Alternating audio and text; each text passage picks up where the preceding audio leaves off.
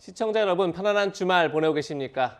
한 주간 뉴스를 쉽게 정리해드리는 토요 랭킹쇼 지금 시작하겠습니다. 네, 스튜디오에는 최진봉 성공회대 신문방송학과 교수, 이현종 문화일보 논설위원, 정혁진 변호사 나오셨습니다. 어서 오세요. 어서 오세요.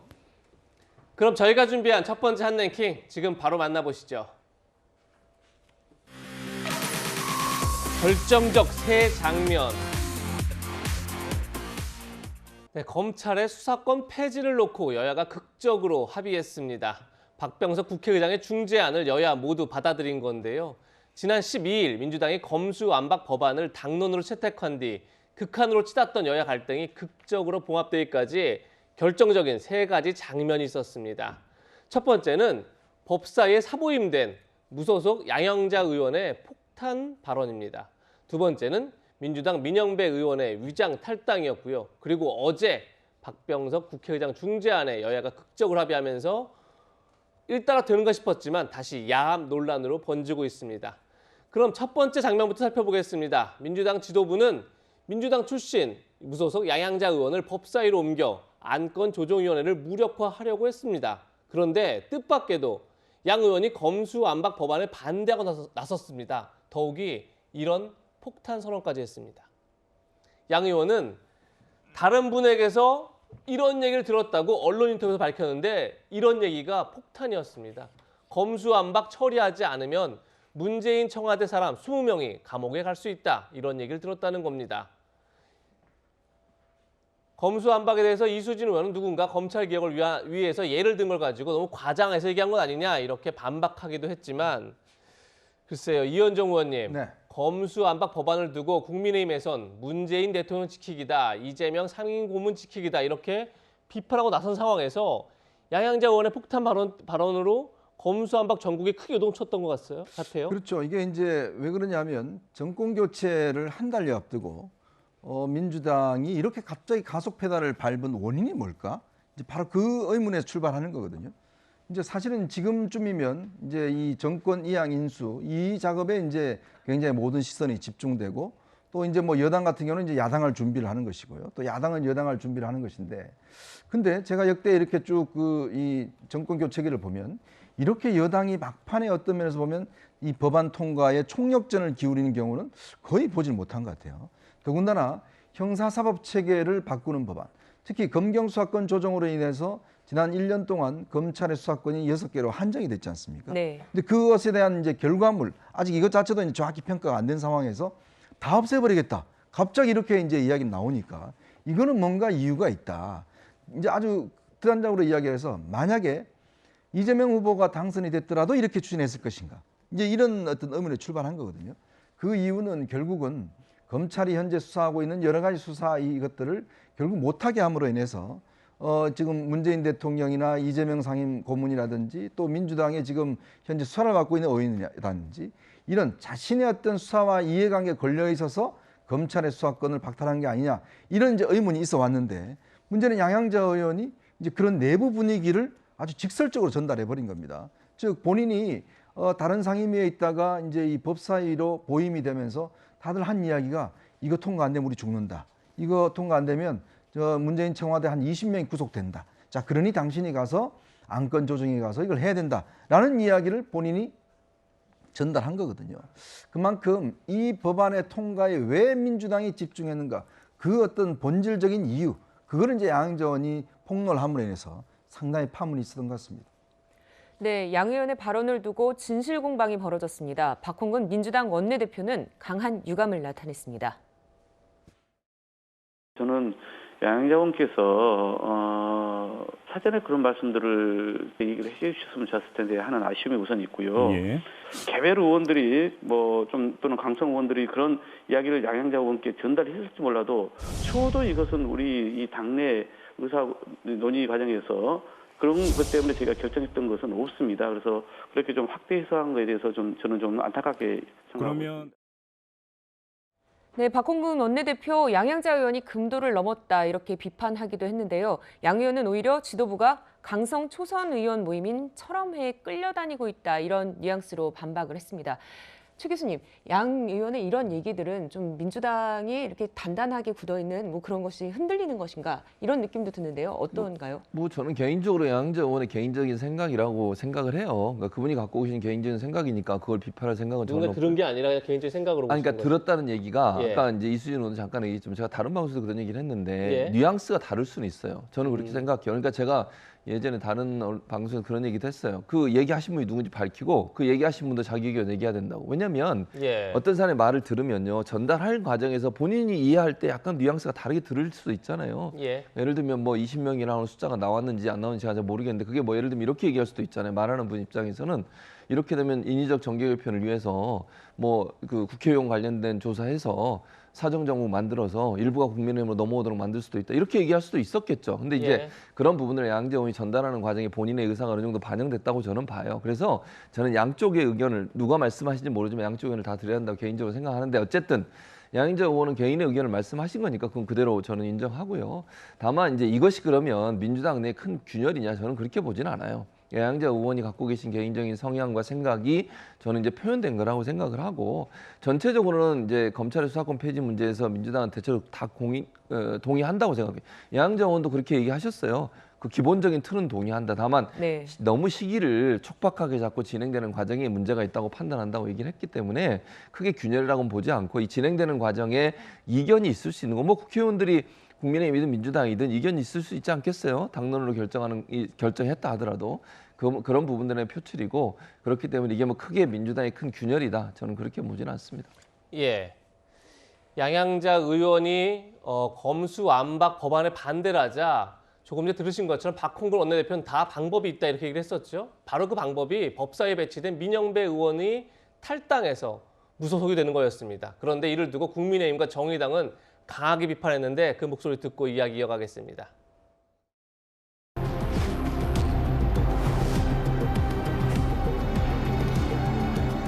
민영배 위장 탈당 사건은 한마디로 의회 민주주의에 대한 쿠데타 그리고 정당 정치에 대한 반역입니다. 이 부분에 대해서 절대 묵과할 수 없습니다. 네, 민영배 의원의 위장 탈당은 저희가 꼽은 검수완박 국면에서 결정적인 두 번째 장면인데요.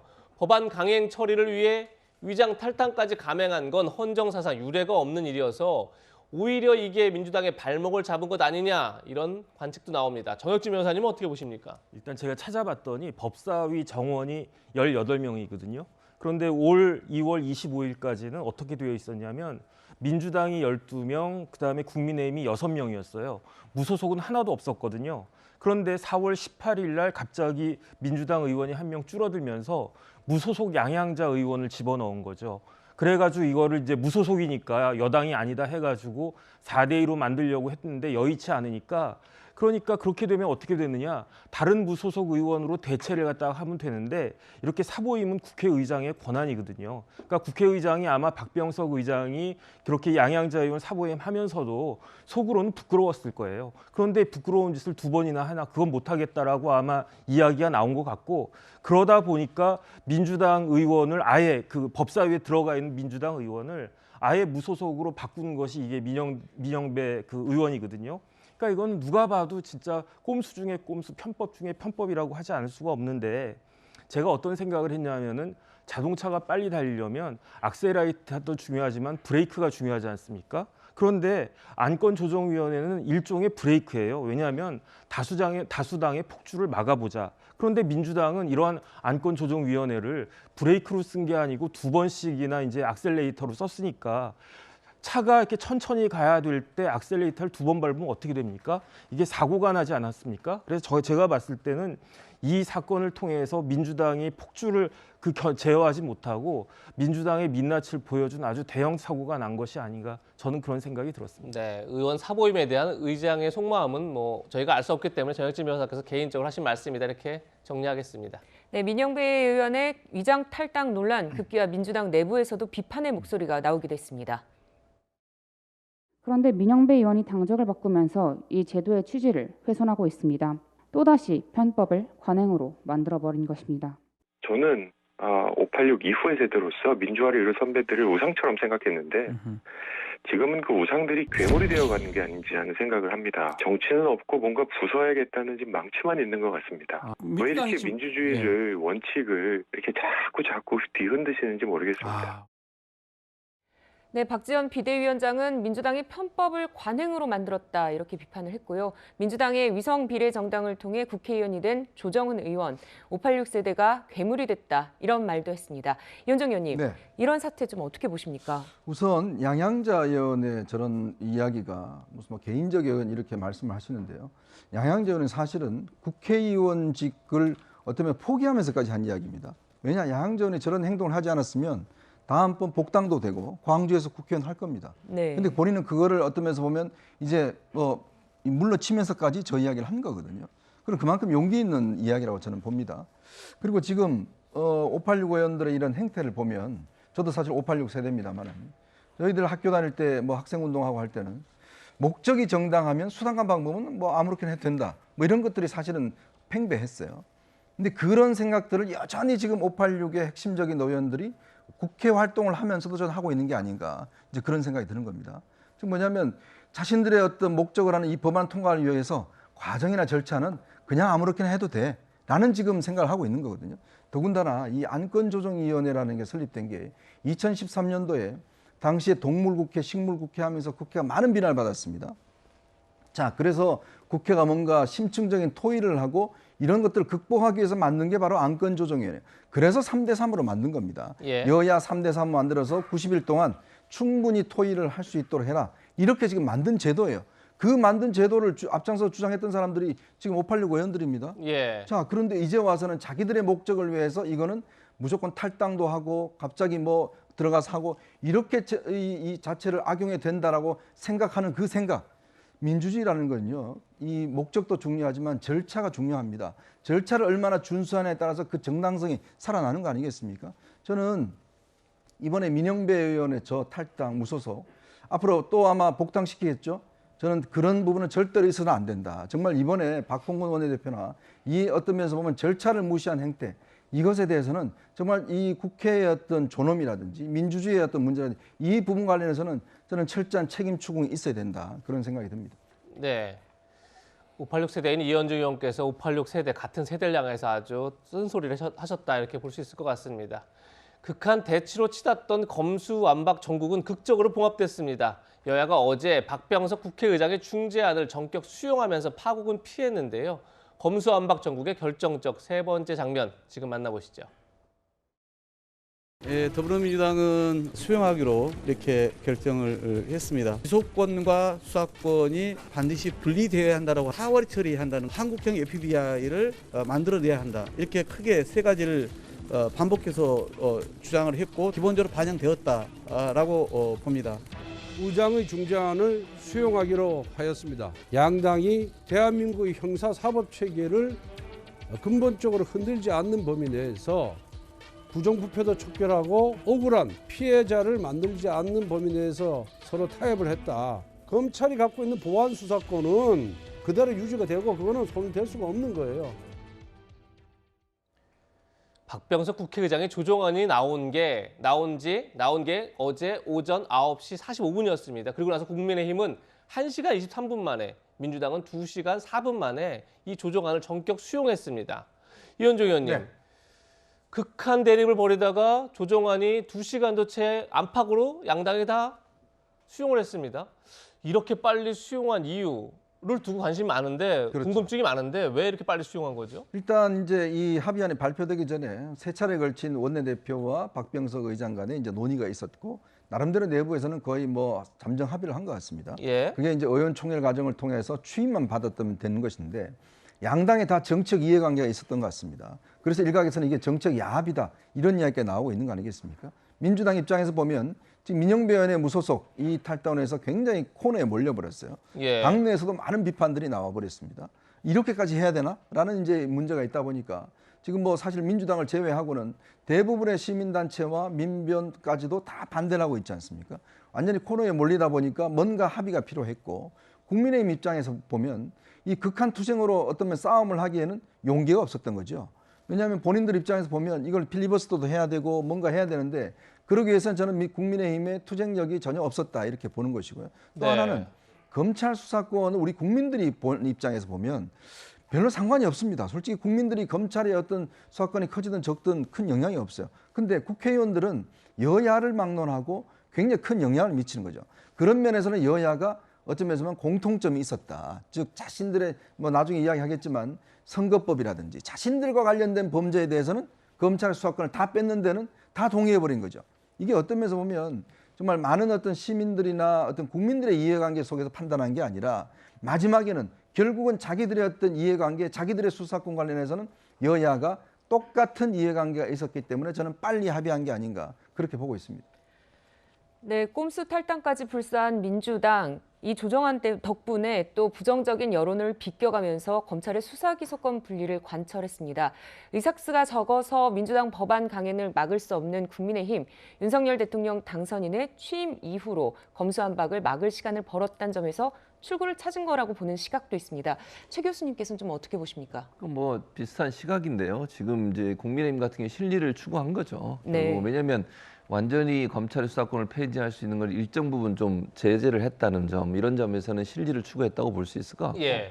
민주당은 이제 퇴로가 필요한 상황이었는데 명분을 얻은 거죠. 그러니까 서로가 사실은 필요에 의해서 이루어졌다고 볼 수밖에 없어요. 저는 그렇게 보고, 그러니까 국민의힘 입장에서 사실 이걸 계속, 왜냐하면 박병석 의장이 그렇게 얘기했거든요. 중재안을 받아들이는 쪽의 의견대로 나는 가겠다고 얘기를 했기 때문에 예. 만약 민주당 받고 국민의힘이 안 받아보세요. 그럼 어떻게 되겠어요? 그럼 필리버스터가 뭐고 의미가 없어져 버려요. 국회의장이 일사천리로 처리해보고 직권상정해서 통과시켜버리면 뭐 막을 수가 없는 거잖아요. 예. 그런 점이 작동해서 일부라도 없고, 이제 아마 권성동 원내대표는 이제 보안 수사를 강조를 하죠. 보안 수사를 이제 잡았다는 점, 이런 점을 강조하고 있어서 그런 부분은 일정 부분 이제 실리를 취한 것이고, 또 민주당 입장에서는 사실 이게 부담스러운 부분이 분명히 있어요. 정부적 예. 판단을 하게 되면 지방선거도 그렇고 또 여론도 상당히 좀 악화되는 부분이 있고, 이런 부분에서 뭔가 좀 이게 출구를 찾아야 되는 상황이었는데 합의안을 통해서 출구를 찾았다는 점에서 민주당도 어느 정도 뭐 비판이 내부적으로 있긴 합니다만 그런 부분들이 서로 맞아떨어져서 중재안이 합의안으로 나온 게 아닌가 이렇게 생각합니다.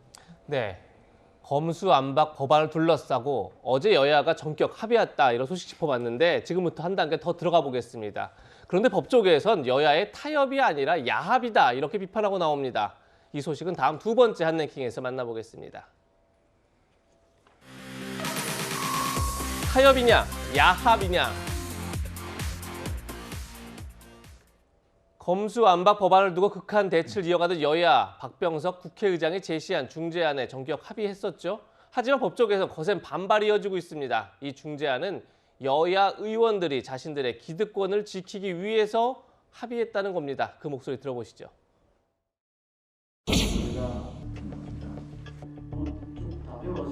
서민 권리의 극적 소멸이다라고 말씀드리고 싶습니다. 저는 기득권만을 위한 엉터리 중재안이라서 야합안이라고 말씀을 드리는 거고요. 고작 1%도 안 되는 그 권력형 범죄의 딜만을 대상으로 하고 99%의 서민 사건과 민생 사건에 대한 수사, 그거에 대해서 경찰로 완전히 몰리는 그 수사에 대한 수사 통제 방안이 전무하는. 저는 이해가 안 가는 게 그렇게 수사기소 분리하자 해놓고 그 4개만 없애면 나머지 2개는 괜찮은 거예요?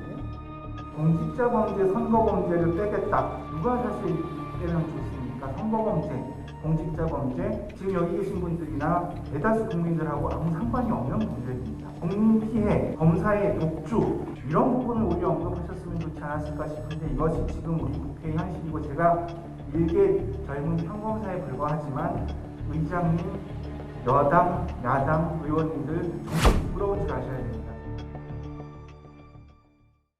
네, 먼저 어제 여야가 합의한 박병석 의장 중재안의 주요 내용부터 살펴보겠습니다. 일단 검찰의 직접 수사권과 기소권을 분리하는 대원칙에 합의했습니다.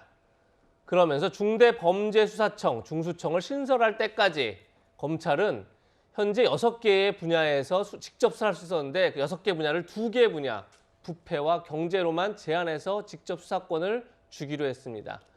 물론 중대범죄수사청이 신설된 이후에는 그 2개 수사권도 박탈한다 이런 합의가 있는 거죠. 경찰이 송치한 사건에 대해서는 보완 수사가 가능하도록 했습니다. 이런 내용을 4월 임시국회 내에 처리해서 5월 3일 문재인 정부 마지막 국무회의 때 공포하고 4개월 후에 시행한다 이런 내용까지 합의가 됐습니다. 가장 큰 논란은 검찰이 직접 수사할 수 있는 중대 범죄에서 공직자 범죄와 선거 범죄를 뺐다는 겁니다. 주로 국회의원이나 공무원이 대상이 되는 범죄인데 결국 이를 두고 떠나는 권력은 비리를 덮고 새 권력은 정권 수사를 사전에 차단한 것 아니냐 이런 지적이 나옵니다. 정혁진 변호사님, 이런 지적에 어떻게 동의하십니까? 일단 너무 노골적이라서 조잡한 느낌까지 듭니다. 왜냐하면 검찰청법 4조를 보면 검사가 직접 수사할 수 있는 범죄가 나오거든요. 우리는 부경공 선방대 이렇게 외우는데 부패, 경제, 공직자, 선거, 그다음에 방위사업, 대형 참사. 그런데 먼저 뒤부터 보면 방위사업이나 대형 참사가 일어났는데 검사 손발을 묶고 경찰로만 수사를 하라? 이게 과연 국민을 위한 그 개정이겠습니까?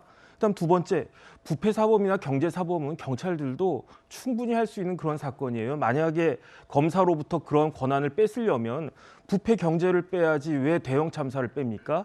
마지막으로 그 지적할 수 있는 게 공직자 범죄하고 선거 범죄인데 이걸 연결시켜 보면 선거로 뽑히는 공직자 누구냐? 국회의원밖에 더 있습니까? 지방자치단체장 빼고 그렇게 되면 결국은 뭐냐면은 국회의원들이 여당이나 야당을 막론하고 지금 어디가 여당인지 어디가 야당인지도 헷갈리긴 한데 모든 국회의원들이 아예 다른 사람들은 모르겠고 대형 참사 방위사업 이런 건 모르겠고 적어도 선거로 뽑힌 국회의원인 나는 검찰의 수사 대상으로 하지 말아라 이렇게 이야기하는 거거든요. 이걸 과연 어떤 국민들이 납득할 수 있을지 저는 참으로 참 참담하다는 느낌까지 좀 듭니다.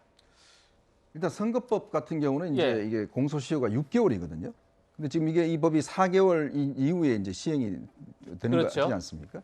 그렇다면 지금 6월 1일 지방선거에 이제 공소시효가 12월 달이잖아요. 12월까지죠. 예. 그러면 이제 이 적용을 받겠죠. 자, 그리고 여기 보면 1년 6개월 안에 이제 중수청을 설치한다고 되어 있습니다. 예. 자, 그러면 1년 6개월까지 만약에 이제 설치가 될 경우에 검찰의 수사권이 이제 많이 줄어들잖아요. 그럼 그 혜택은 누가 볼까요? 지금 예를 들어서 우리가 보통 보면 정권이 이제 성립이 되면 초기에는 전 정권 수사가 많이 집중이 됩니다. 네. 그러면 전 정권에 대한 수사가 어떤 면에서 보면 상당히 위축되겠죠. 그다음에 1년 6개월이 지난 다음에는 어떤 수사죠? 주로 현 정권에 대한 수사가 굉장히 활발할 겁니다.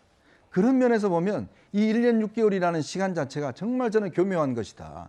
정말 여야가 어떤 면 타협이라고 이야기하는 게 뭐냐면 자, 앞부분 이 검찰이 어떤 면에서 보면 강력하게 수사한 전 정권 수사는 이거 못하게 하고 그다음에 후에 있는 현 정권에 대한 앞으로 정권이죠. 이 현 정권에 대한 수사도 못하게 하고 저는 그런 부분에서 여야 의원들의 이해관계가 일치한 게 아니냐. 그래서 이제 이 변호사분들이 많이 비판하시는 게 이 법이 결국은 국민의 입장에서 아까 대형 참사 왜 검사가 못합니까? 세월호 터졌을 때 그러면 검사가 수사 못해요? 그런 중요한 사건은 어떻게 헤드쿼터가 검사가 돼서 대형 참사를 조사해야 되는데 그거 못하게 만들어놨습니다. 방위산업 얼마나 그 사건이 복잡합니까? 그걸 경찰만 맡겨놓는다고요? 그렇게 해놔놓고 왜 굳이 공직자 범죄와 선거 범죄를 수사를 빼버렸냐? 그건 결국은 이 국회의원들의 이해관계가 있기 때문이 아닌 거냐? 결국 이제 직무유기나 직권남용 이것도 수사가 못하게 된다는 것이죠. 네, 검찰에서는 여야가 합의한 중재안이 시행되면 현재 진행 중인 이른바 권력형 비리 의혹 수사가 사실상 중단될 거라고 주장하고 있습니다. 그렇다면 어떤 사건들이 중단되는 건지 짚어보겠습니다. 네, 먼저 9월부터 검찰이 수사할 수 없는 주요 사건들을 보면요. 공직자 범죄와 선거 범죄가 있습니다. 공직자 범죄 중에는 지금 대장동 개발 사업 특혜 의혹과 산업부 블랙리스트 의혹, 그리고 월정 원전 경제성 조작 의혹이 있고요. 선거 범죄에는 울산시장 선거 개입 의혹 등이 있습니다. 네, 특히 대장동 개발 사업 특혜 의혹의 경우에는요.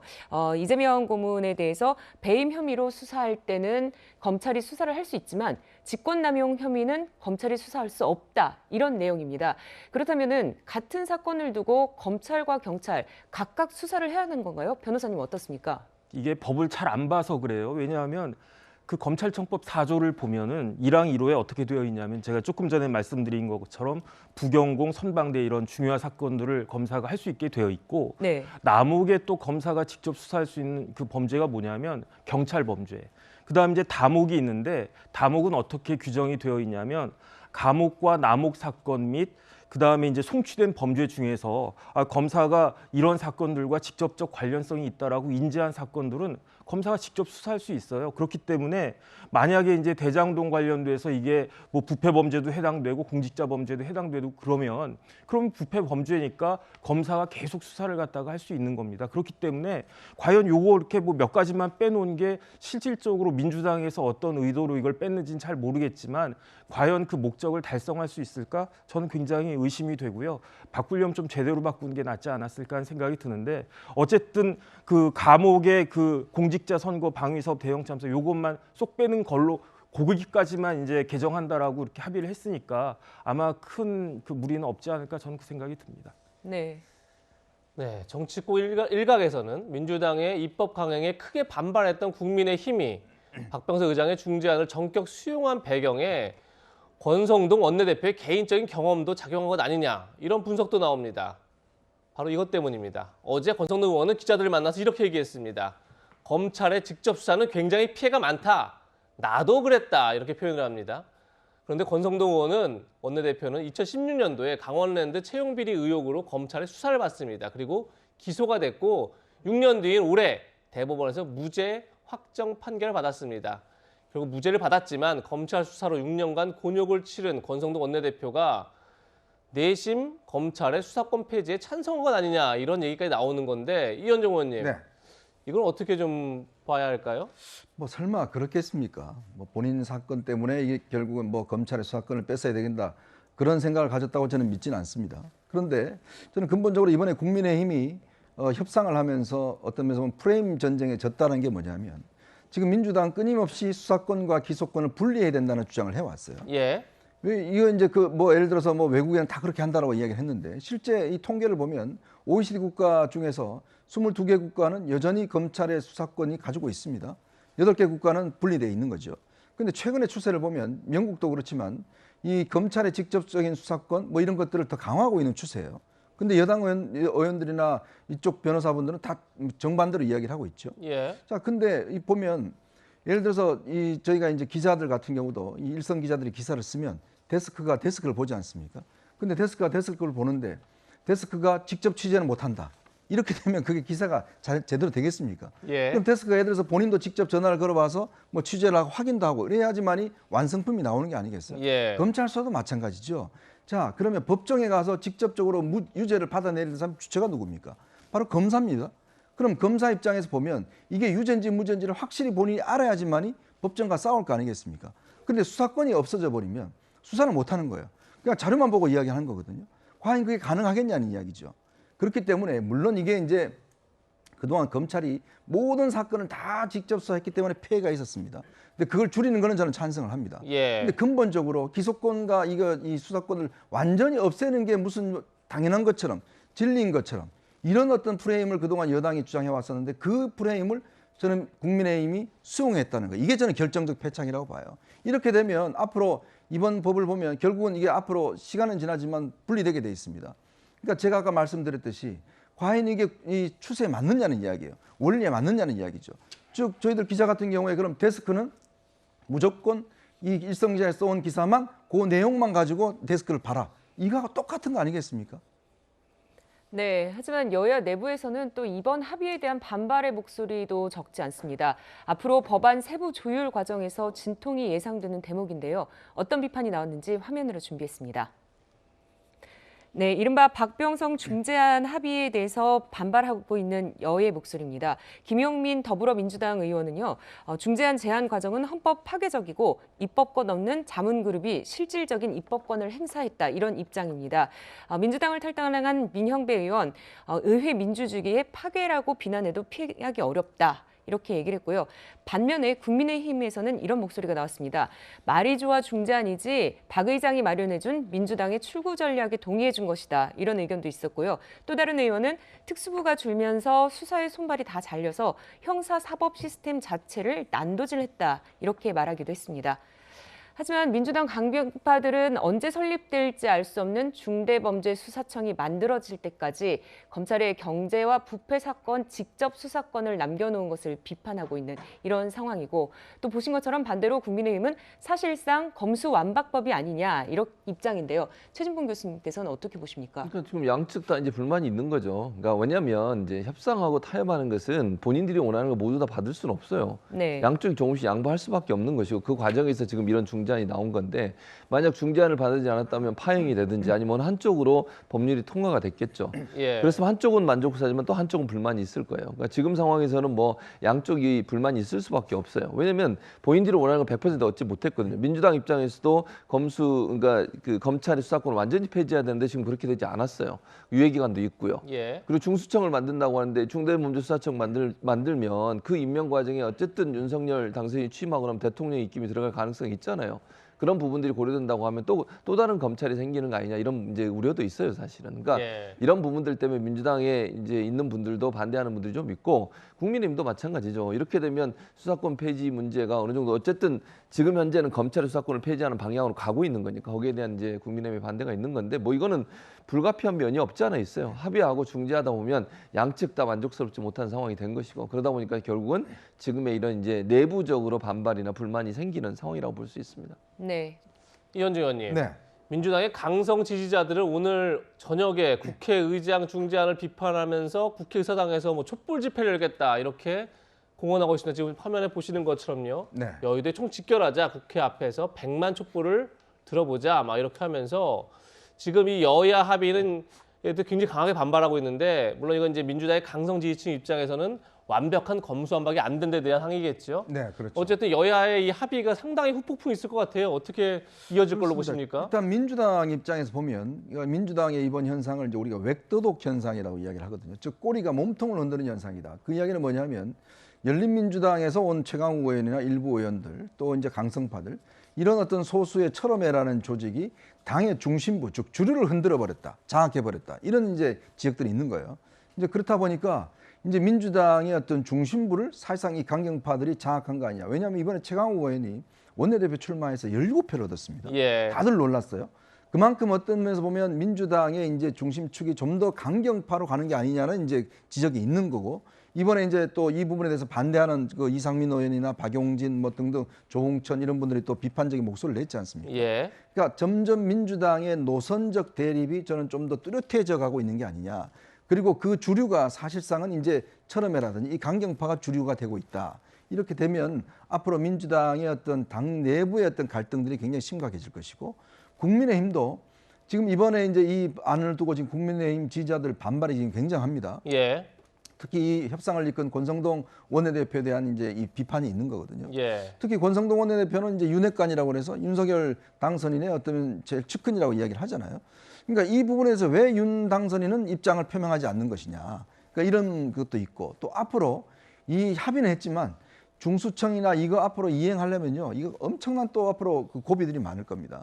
그렇기 때문에 저는 이 문제가 이 합의로 끝나기는 끝났지만 앞으로 아마 이 윤석열 정부가 들어서더라도 중수청 설치, 그다음에 법안의 구체적인 내용 앞으로 또 실무선에서, 왜냐 공수처가 지금 설치되고 난 다음에 1년 동안 수사하는 걸 보면 많은 국민들이 비판했잖아요. 예. 똑같은 현상들이 또 벌어지지 않을까 싶습니다. 네, 정치권의 후폭풍과는 또 별개로 검찰은 즉각 여야 합의안에 단호히 반대한다 이런 입장을 냈습니다. 김호수 검찰총장과 박성진 대검 차장을 비롯해서 현직 고검장 6명이 모두 사표를 제출하는 초유의 사태가 벌어지기도 했습니다. 만약에 법안이 통과되면 지검장, 차장, 부장검사 등이 줄줄이 사표를 낼 것이다 이런 전망도 나오고 있습니다. 정혁진 변호사님, 지금 검찰 내부 분위기는 좀 어떻습니까? 뭐 뒤숭숭하지요. 왜냐하면 검사장들 모였죠. 부장검사 모였죠. 평검사 모였죠. 심지어 검찰 수사관들까지 모였습니다. 이런 거는 우리나라 역사상 한 번도 있었던 일이 아니에요. 그런데 거기에다가 총장하고 고검장들 다 사표 내지 않았습니까? 더군다나 그 와중에 김호수 총장은 사표를 2번이나 냈어요. 17일이라고 22일. 이런 일이 어떻게 있을 수 있겠습니까? 그런데 제가 이제 검사들 이야기를 들어보면은 정치권에 대한 반발 당연히 심한데 거기에 그걸 넘어서 가지고 지금 검찰 수뇌부에 대한 그 불신과 불만도 정말로 매우 이렇게 심하다 이렇게 그런 것 같습니다. 네, 박병석 의장의 중재안에 여야가 전격 합의한 어제 국민의힘 법률자문위원회는 문재인 정부의 임종석 초대 비서실장, 초대 대통령 비서실장이죠. 조국 전 법무부 장관 등 10명을 직권남용 등의 혐의로 검찰에 고발했습니다. 블랙리스트 작성과 불법 감찰의 혐의가 있다는 겁니다.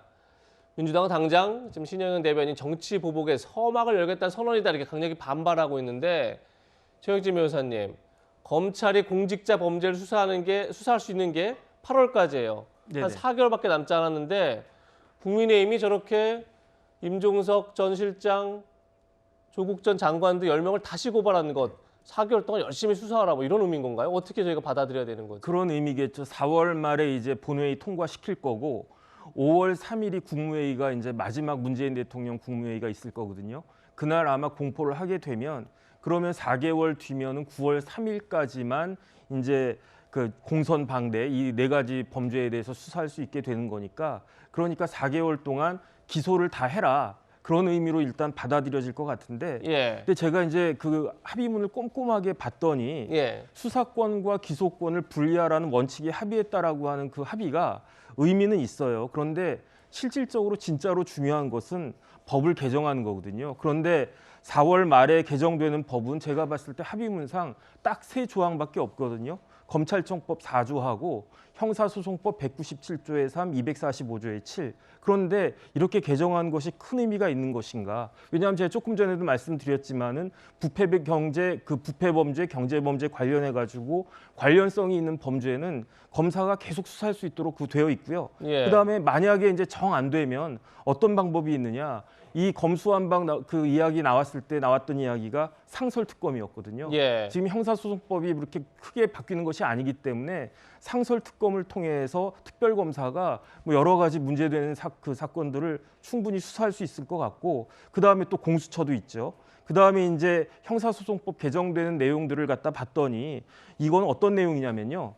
검사가 이제 송치받은 사건에 대해서 수사를 할 수 있는데 다만 그 수사의 범위를 넓히지 말라 한 요 정도밖에 안 되기 때문에 그렇기 때문에 나중에 지금 합의된 원칙에 따라서 검수완박 관련해서 진짜로 형사소송법이 바뀔 때까지 바뀌지 않는 한 지금 이러한 막 뭐 사보임에다가 뭐 위장탈당에다가 이러한 모든 그 해프닝들은 그야말로 태산명동의 서일필로 그칠 가능성도 전 적지 않다 그런 생각이 듭니다. 지금 여야 합의안이 사실상 검수완박으로 가지 않을 가능성이 높다. 그런 점에서 이제 그렇게 말씀하신 건가요? 요번까지 바뀐 걸로는 검사의 권한에 크게 영향이 없을 것 같다는 생각이 들고 그렇다라고 하면 나중에 이제 여야가 잘 합의해가지고 형사소송법을 정말로 의미 있게 개정하면 모르겠는데 그렇게 되지 않는 한 지금 이게 무슨 큰 의미가 있는가? 저는 개인적으로는 그런 생각이 듭니다.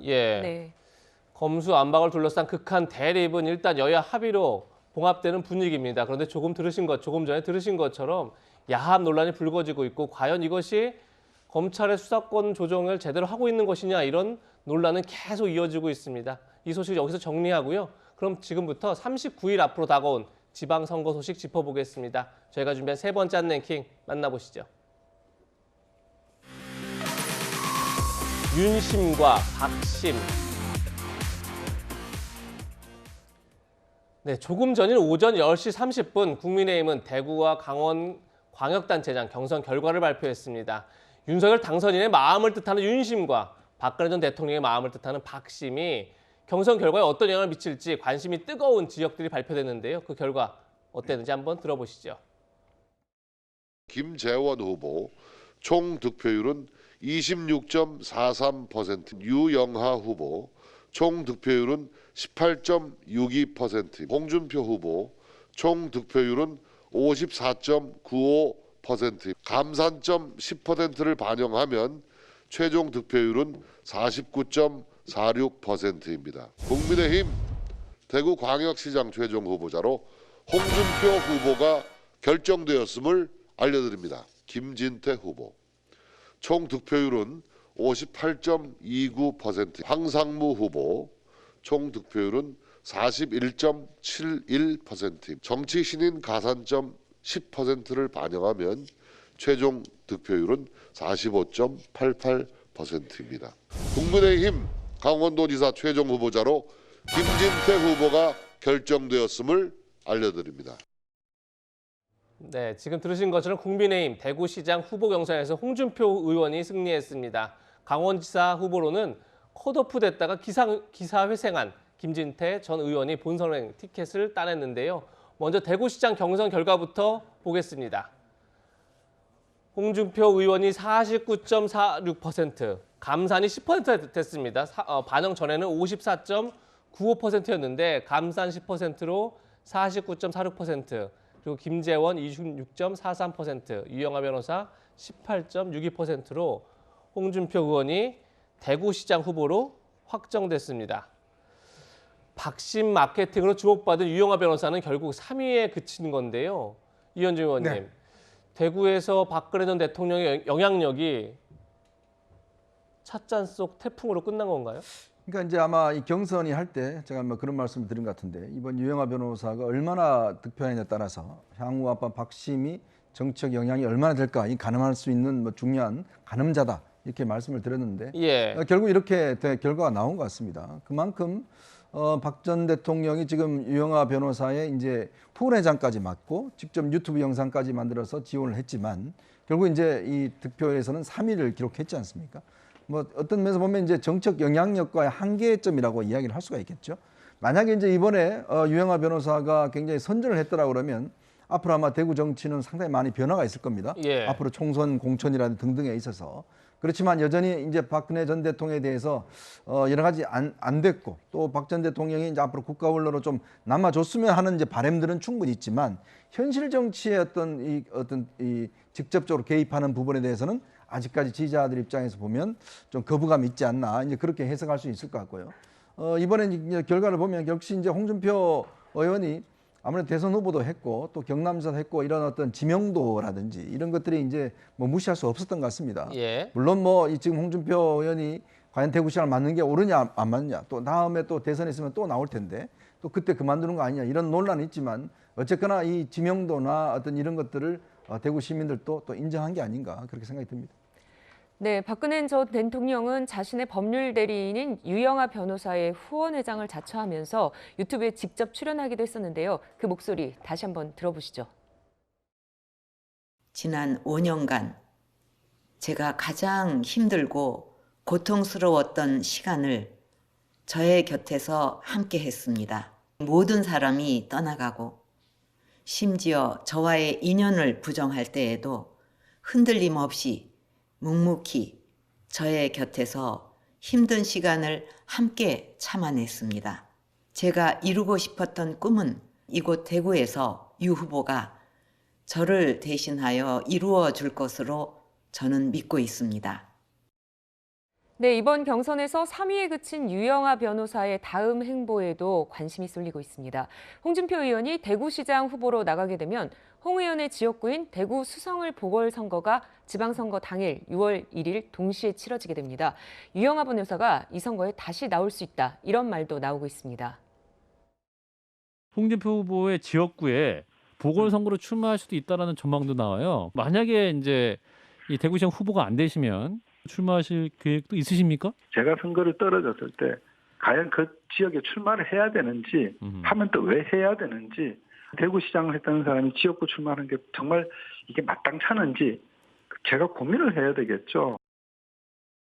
하겠다고는 했는데요. 최진봉 교수님, 대구 수성을 보궐선거에 유영하 변호사가 다시 나올 수 있을 것이다 라고 전망하시는지요? 이건 본인의 선택인데 지금 본인이 말씀하신 거에 답이 있다고 생각해요. 국민들이 어떻게 생각하겠습니까? 아니 대구시장 후보로 나갔다가 떨어지니까 딴 데로 또 나간다. 이게 무슨 국민들이 볼 때는 이해가 안 되잖아요. 무슨 선거에 나와서 이 선거 저 선거 돌아다니면서 본인이 그냥 당선만 될 수 있는 그런 모습으로 비칠 수 있잖아요. 저는 바람직하지 않다고 생각해요.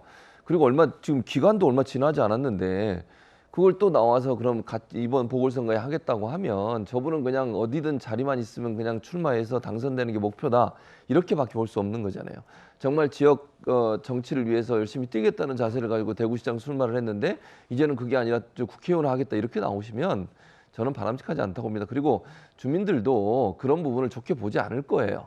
이번에 또 뭐 이제 3위를 하셨잖아요. 어쨌든 그런 상황이라고 하면 박심이라는 것도 어느 정도 한계가 있는 걸로 보여지기 때문에 본인이 나오시는 건 자유시지만 나오시는 것이 결코 저는 본인한테 도움이 안 될 거다 개인적으로 생각하고 주민들도 상당히 그런 부분을 긍정적인 것보다는 부정적으로 볼 가능성이 있다고 생각합니다. 네. 네. 국민의힘 강원도지사 경선에선 재선 의원을 지냈죠. 김진태 전 의원이 황상무 전 KBS 앵커를 제치고 경선에서 승리했습니다.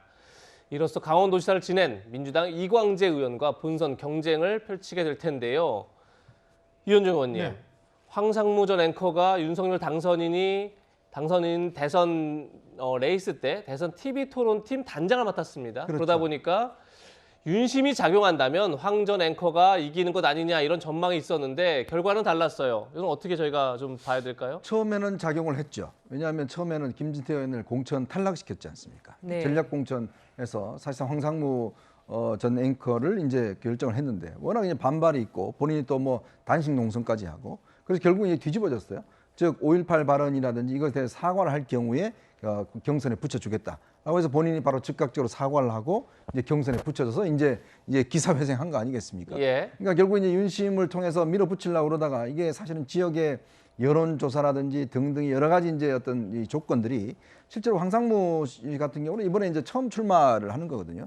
아무래도 아무리 앵커를 했지만 오래돼서 인지도나 이런 면에서는 김진태 전 의원보다 좀 떨어진 측면이 있는 것 같아요. 예. 또 지금 이광재 의원이 지금 출마하기로 결정을 해버렸기 때문에 아무래도 이광재 의원이 강원 지역에 가지고 있는 영향도 꽤 있습니다. 그래서 아마 당내에서는 여러 가지 검토를 한 것 같아요. 현실적으로 신인인 황상무 씨를 이제 할 것인지 아니면 여전히 이제 그쪽에서 강원지사 출마를 준비해왔던 김진태 의원을 기회를 줄 것인지 그러다가 오늘 결국 이제 김진태 전 의원으로 일단 결정이 됐기 때문에 김진태 대 이광재 대 김진태 이 대결이 아마 펼쳐질 것 같습니다. 네, 황상무 전 앵커의 경선 패배에도 불구하고 곳곳에서는 윤석열 대통령 당선인의 의중을 등에 업은 인사들이 대거 후보로 결정됐습니다. 윤심 논란이 일고 있는 것인데요. 대표적인 지역들은 바로 이곳입니다. 보시면요. 먼저 경기도입니다. 김은혜 후보가 당선이 됐고요. 충남도지사에서도 김태흠 후보가 당선이 됐습니다. 충북도지사도 김영환 후보가 당선이 된 것입니다. 특히 경기지사 경선에서 경우를 보면요. 민심과 당심이 크게 엇갈리면서 윤심 논란이 거세게 일고 있습니다. 자세한 득표율을 보시면요. 일반 국민 여론조사에서는 유 전 의원이 60.3%로 돼 있지만 김은혜 의원은 39.7%로 크게 유 전 의원에 뒤졌습니다. 압도적인 당원 표심의 차이를 넘지는 못했는데요. 선거인단 투표에서는 김 의원이 71.2%의 득표율로 28.8%에 그친 유 의원을 크게 넘었습니다. 이렇게 민심과 당심이 다른 그런 모습을 보였는데요.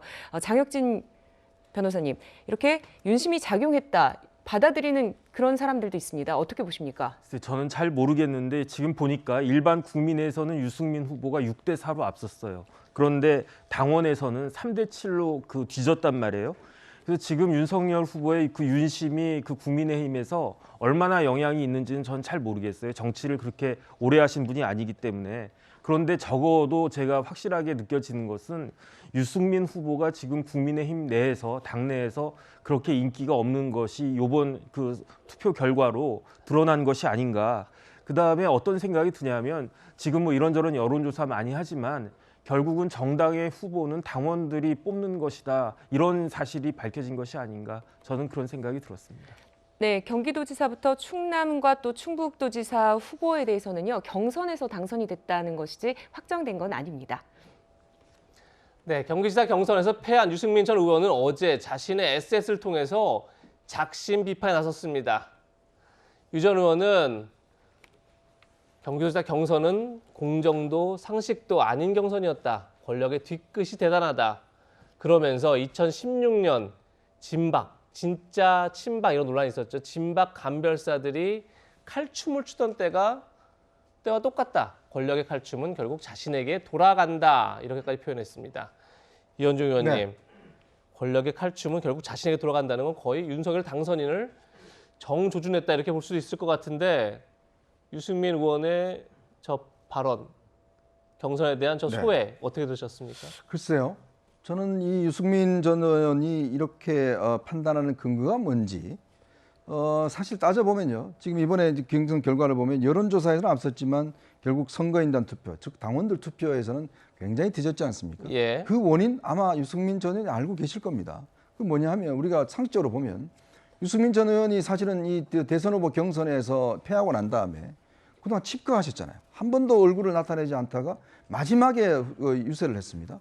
그럼 그걸 당원들이 어떻게 바라볼까요? 즉 자기 당의 후보가 예를 들어서 이 결정이 되면 그 사람을 적극적으로 지지해 주는 거 그 당연한 거 아닌가요? 근데 유승민 전 의원 같은 경우는 본인이 경선에서 패배했음에도 불구하고 전혀 지원 유세에 나서지 않았어요. 그러다 마지막에 한두 번 나선 게 끝입니다. 자, 그렇다 보니 당원들의 어떤 이 심정에서 보면 이분이 정말 당원들을 생각하는 건가? 라는 부분에 대해서 의문을 가지는 거 아니겠습니까?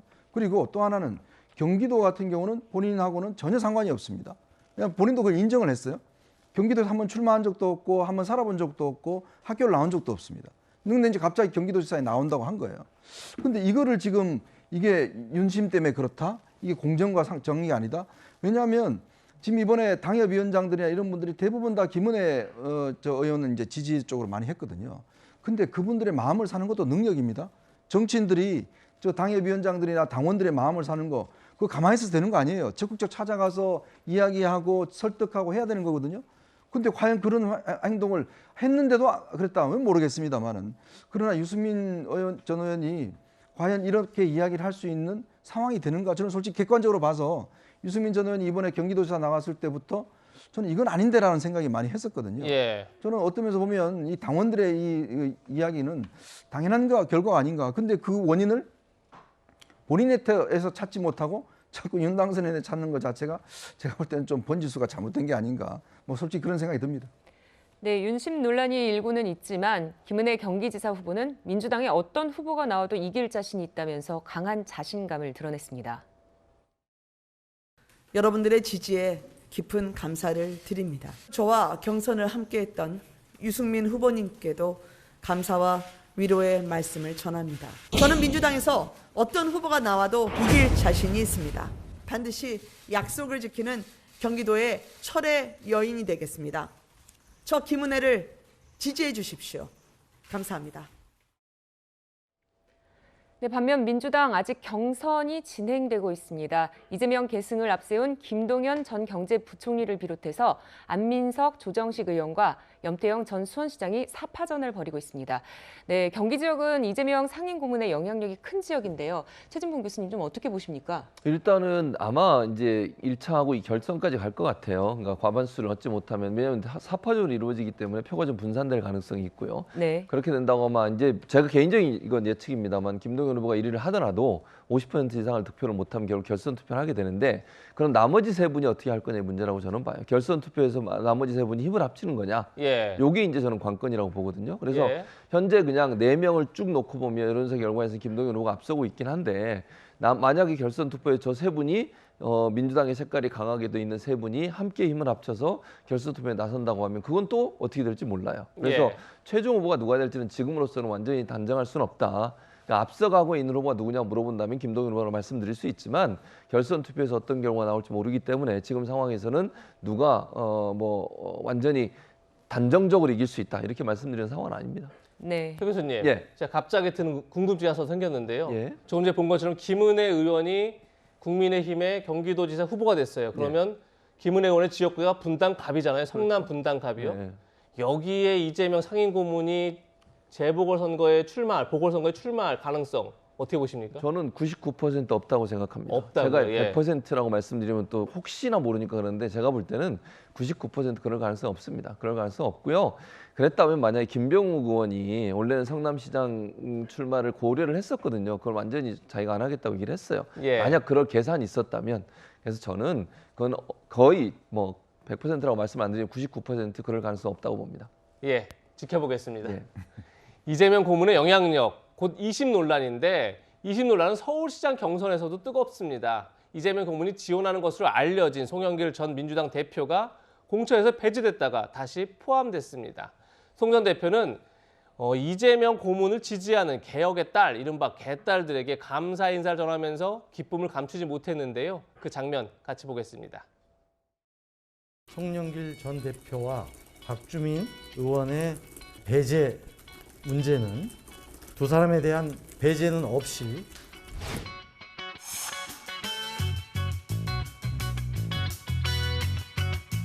우리 대표의 여러분 감사합니다. 할 수 있다. 존지와 멋있고 신나게 즐겁게 힘을 모읍시다. 감사합니다. 소영기 어머니, 좀 어떻게 왔어요?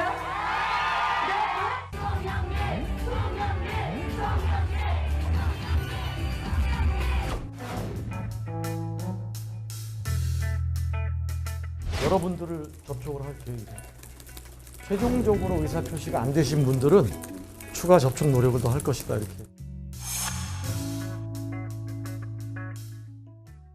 네, 민주당의 서울시장 경선은 송영길 전 대표, 박주민 의원, 김진애 전 의원, 박영선 전 의원 등이 박영선 전 의원 확정은 안 됐죠. 경선을 펼칠 것으로 보이는데 이현정 의원님, 네. 송영길 전 대표, 박주민 의원 공천에서 배제됐다가 이틀 만에 공천 배제가 철회됐어요. 그리고 지금 송영길 전 대표가 저렇게 덩실덩실 춤추는 장면까지 봤는데 이 장면 어떻게 보셨습니까? 제가 옛날에 그 정치부 이제 취재를 할 때요. 공천이 결정이 될 때 공천 발표로 내려오는 계단에서도 이름을 바뀌는 게 봤거든요. 그러니까 그만큼 참 이 정치권의 공천이라는 거는 발표돼 봐야 알고 발표돼도 또 바뀔 수도 있는 겁니다. 예. 참 이게 어떤 면에서 보면 그 정당이 민주주의라는 게 이 상황에 따라서 어떤 면 또 실력자에 따라서 완전 앞뒤가 뒤바뀌는. 왜냐하면 전략공천위원회에서는 송영길, 박주민을 공천 배제를 했더니 갑자기 이재명 후보가 전화를 했다는 그 보도가 있었지 않습니까? 비대위원 전화해서 또 비대위원회에서 또 뒤집어 버렸어요. 그리고 지금 또 이제 경선을 이제 가는 것인데, 그래서 이제 물론 뭐 결국 이런 엎치락뒤치락 하면서 이제 후보가 결정이 되겠지만 아마 이제 이런 후보 결정되는 과정의 어떤 상처들이 실제 어떤 이 본선에도 영향을 미칠 가능성은 저는 굉장히 있다. 예. 자, 그렇다면 이 어떤 물론 정치라는 게 상당히 명분도 중요하고 또 어떤 태도도 중요합니다. 또 절차도 중요하기 때문에. 근데 이번에 민주당이 공천되는 과정을 보면 저는 참 이 정당으로서 어떤 면에서 보면 송영길 대표 본인이 나오는 것도 좀 문제가 있는데 이거를 계속 뒤지다 엎치다 하고 또 이재명 후보의 뭐 뒷심 등등 여러 가지 논란이 있어서 참 혼란스러운 것 같습니다. 네. 6월 1일 지방선거 딱 39일 남았는데요. 지난 대선처럼 0.73%포인트라는 아주 박빙의 승부가 펼쳐질지 아니면 다른 결과가 나올지 함께 지켜보도록 하겠습니다. 그럼 저희가 준비한 마지막 한 랭킹 지금 만나보시죠. 이준석 징계.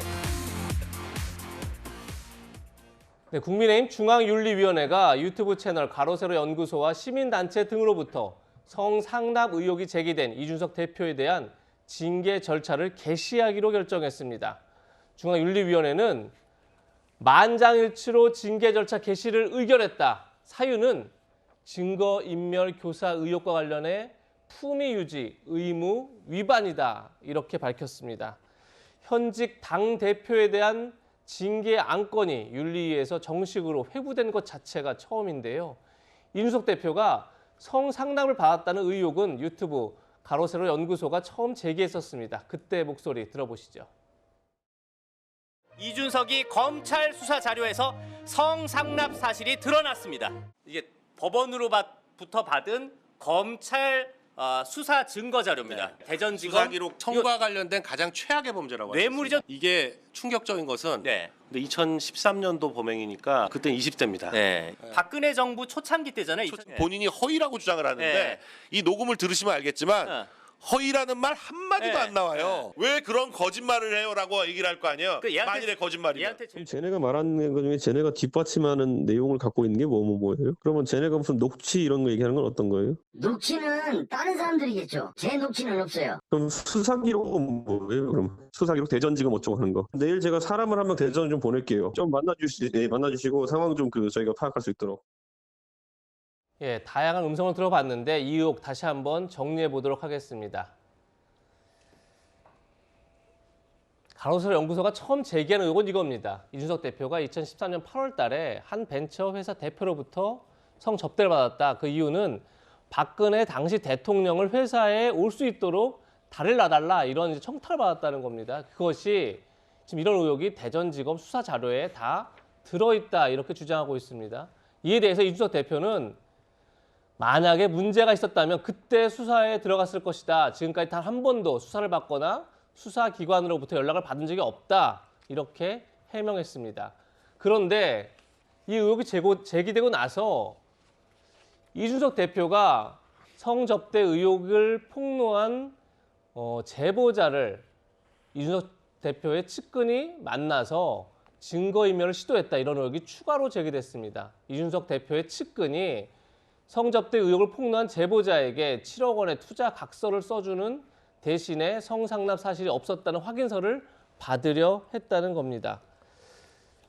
정혁진 변호사님, 원래 처음에 성접대 의혹이 나왔을 때만 하더라도 징계 절차를 밟는다 이런 얘기가 전혀 없었는데 아마도 저 투자 각서가 결정적인 이유가 된 것 같아요. 네, 그런 것 같습니다. 작년 12월 27일 날 가세연에서 의혹 제기를 처음 했거든요. 그리고 난 다음에 강용석 변호사가 당 윤리위원회에다가 제소한 날짜가 12월 29일이었어요. 그래서 그때만 해도 뭐 저도 이게 근데 언제 성접대를 받았느냐 그 당시가 아니고 2013년도 일이었단 말이에요. 예. 그래서 옛날 일이고 해가지고 뭐 긴가민가 설마 그런 일이 있었을까 그런 생각을 했었는데 어쨌든 29일 날 제소를 했는데 그 국민의힘 당 중앙윤리위원회에서는 그 다음 날인 30일 날 징계 절차를 개시를 하지 않겠다라고 했어요. 왜냐하면 뭐 대선도 앞에 있는데 당대표가 그러면 안 된다라고 판단을 했는지는 모르겠는데 그다음에 이제 이준석 대표가 계속 부인을 하니까 2022년 4월 그러니까 이번 달에 가세연에서 이제 녹취록을 추가로 공개를 했거든요. 근데 그 추가로 녹취록을 공개를 하니까 이준석 대표가 그 27일부터 뭐 이런저런 그 행동을 하는 것들이 녹취록에 다 나오는데 그런 것들을 쭉 보니까 아 저렇게 이야기를 할 정도면은 진짜로 2013년 그때 그런 일이 있었던 것이 아닌가 그런 의심이 들 수밖에 없었던 거 아닌가 싶고 그렇기 때문에 아마 당에서 징계 절차를 개시하게 된 것이 아닌가 싶습니다. 네, 이 문제를 가세연의 강용석 변호사 국민의힘 복당 무산과 연결해서 해석하는 시각도 있습니다. 강 변호사는 지난해 12월에 이 대표에 대한 의혹을 제기하고 최근에는 경기지사 출마를 위해서 국민의힘 복당 신청을 했는데요. 최종적으로는 불허됐습니다. 이후에 이준석 대표, 강용석 변호사가 성비위 의혹 영상을 내리겠다는 제안을 하면서 복당 거래를 했다. 이렇게 폭로했습니다. 그 내용 들어보시죠. 아이고 우리 대표님 왜 그러고 있어요? 왜 그러고 도대체? 응? 아 그거 다 저 뭐야 고발도 취하고 아니 다 고발은 무슨 영상도 아니고 왜 내리고, 그러고 있어요 도대체 왜? 영상도 다 내리고 다 할게요. 아니 그러니까 우리가 딱 없애면 그다음엔 뭐 아니 다 서로 길게 얘기할 필요 없는데 왜 그러고 있냐고요? 하여간 뭐 그 잘 대표님이 텐데. 뭐 대표님이 잘 해주시면 뭐 하여튼 대표님 보시죠 뭐. 뜻이 제일 중요하죠 뭐. 대표님 뜻이 제일 중요하죠 뭐. 네, 이준석 대표 폭로에 대해 강 변호사, 이 대표의 주장이 허위라며 오히려 이 대표가 먼저 제안을 했다. 이렇게 반박을 하고 있습니다. 두 사람의 진실 공방이 벌어지고 있는데요. 이현정 의원님 어떻게 보십니까? 참 민망한 장면인 것 같습니다. 네. 지금 뭐 당대표 앞으로 이제 여당이 될 텐데요. 여당 대표를 둘러싼 성상납 의혹과 또 강용석 변호사의 문제 제기. 이게 지금 꾸준하게 지금 문제가 제기가 되고 있고 특히 또 강용석 변호사 주장은 이미 이 통화를 하기 이전에 어떤 뭐 이준석 대표와 친한 기자로부터 여러 가지 뭐 어떤 제안이 있었고 이제 그게 이제 사전 제안이 있었다라고 이야기를 하는 것이거든요. 근데 저는 의문이 그겁니다. 당시에 지금 가로세로 연구소가 제시했던 그 투자 약속하는 투자 약속 증서 그걸 왜 썼는지 이 부분에 대해서 지금 이준석 대표 측에서 명확한 해명을 하고 있지 않아요. 사람을 보내겠습니다 했지 않습니까? 근데 아마 밤 12시가 넘어서 내려가서 만나서 뭐 7억 원을 그 어떤 데 투자하겠다. 이 각서를 이제 쓴 것 같아요.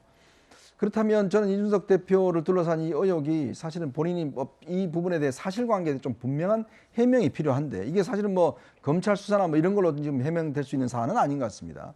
그래서 이제 윤리 차원에서 이 의혹이 계속 유튜브나 이런 보수 지지층 사이에서 이제 확산되고 있으니 특히 이제 이준석 대표는 지난번 이제 윤석열 당선인과 선거운동 과정에서 상당히 좀 갈등을 일으켜서 사실 지지자들 내부에서도 여러 가지 뭐 찬반 논란이 있습니다. 이제 그 문제와 이것이 겹쳐지면서 지지자들의 이 요구가 강해졌고, 예. 그래서 이제 이번에 이양희 이제 윤리위원장이 이 부분에 대해서는 당 차원에서 검증을 해야 되겠다. 양측을 불러서 왜냐 당 대표가 이런 의문을 갖고 있으면 당무를 하기가 어렵지 않습니까? 예. 특히 이 성접대 문제 같은 경우는 뭐 공천이나 이런 데는 사실 이런 게 있으면 바로 공천 배제되는 거거든요. 이제 그런 거기 때문에 아마 이준석 대표도 본인이 이 윤리위원회에 적극적으로 임해서 여기에 사실관계나 어떤 증명 이런 것들을 한다라고 그러면 충분히 본인의 이런 의혹 관련해서 해명이 된다고 봐요. 본인이 뭐 라디오나 이런 나와서 계속 말하는 걸로는 저는 한계가 있다고 봅니다. 분명하게 어떤 증거관계 이런 것들이 조사가 돼서 이번 기회에 좀 깔끔하게 끝났으면 하는 바람입니다. 네. 국민의힘 중앙윤리위원회가 이준석 대표에 대한 징계 절차 개시를 만장일치 의결하자 이준석 대표는 이렇게 반박했습니다. 수사기관에서 다루고 있는 문제인데 이것을 왜 윤리위원회가 가타부타 판단하는지 모르겠다. 참 윤리위원회가 판단을 내리기 어려운 상황이다. 수사 결과가 빨리 나와서 이 논란이 일단락됐으면 좋겠다. 이렇게 밝힌 겁니다. 네, 이 대표에 대한 윤리위 해부 시점을 두고도 여러 말이 나오고 있습니다. 통상 징계는 사법적 판단이 내려진 뒤에 이뤄지는데 경찰 수사는 이제 막 시작됐고 특히 선거를 앞둔 시점이다. 이런 것이 심상치 않다는 목소리도 있습니다. 윤석열 당선자하고 뭔가 좀 트러블이 있거나 척을 진 분들은 좀 다 이상하게 되는 것 같은 기분이 드는데 이 유튜버의 폭로와 제안으로 윤리위가 정말로 작동을 해서 당대표에 대한 징계 절차에 착수한다는 사실 자체가 좀 경악스럽습니다. 지방선거를 앞두고 당대표를 윤리위를 굳이 소집해서 지금 징계하는 이유도 전혀 모르겠고요.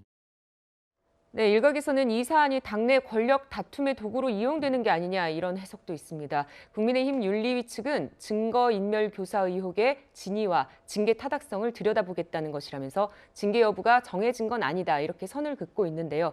정혁진 변호사님, 실제 징계는 어떻게 이루어지게 될까요? 그래서 제가 당 윤리위원회 규정을 찾아봤거든요. 네. 징계 사유가 어떤 것들이 있냐면 당에 극히 유해한 행위를 했거나 아니면 법을 위반해서 민심이 이탈되게 했거나 그다음에 당의 위신을 훼손시켰거나 이런 경우거든요. 그런데 증거인멸을 교사했다라고 하는 것은 범죄가 되는 거고 그다음에 만약에 진짜로 성접대를 받았다라고 하면 다른 사람도 아니고 대표가 그러면 이제 당 위신이 훼손됐다라고 볼 수 있으니까 징계 사유는 될 수 있을 수도 있겠다는 생각이 들고요.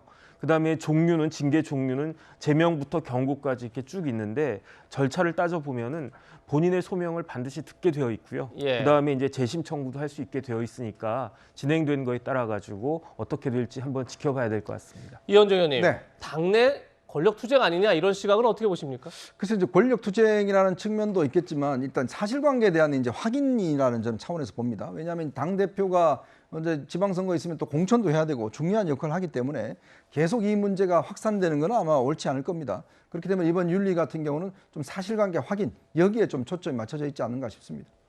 네, 당대표에 대한 징계 개시 절차는 처음인데요. 어떤 결론이 날지 지켜보도록 하겠습니다. 네, 저희는 60초 광고 뒤에 다시 돌아오겠습니다. 네, 다음 주 검찰의 수사권과 기소권을 분리하는 여야의 합의안이 통과되면 검찰과 법조계의 반발이 본격화될 것 같습니다. 과연 검찰 출신인 윤석열 당선인과 한동훈 법무부 장관 후보자는 어떤 입장을 낼지 굉장히 궁금한데요. 다음 주 이 소식 들고 다시 찾아오겠습니다. 시청해주신 여러분 고맙습니다.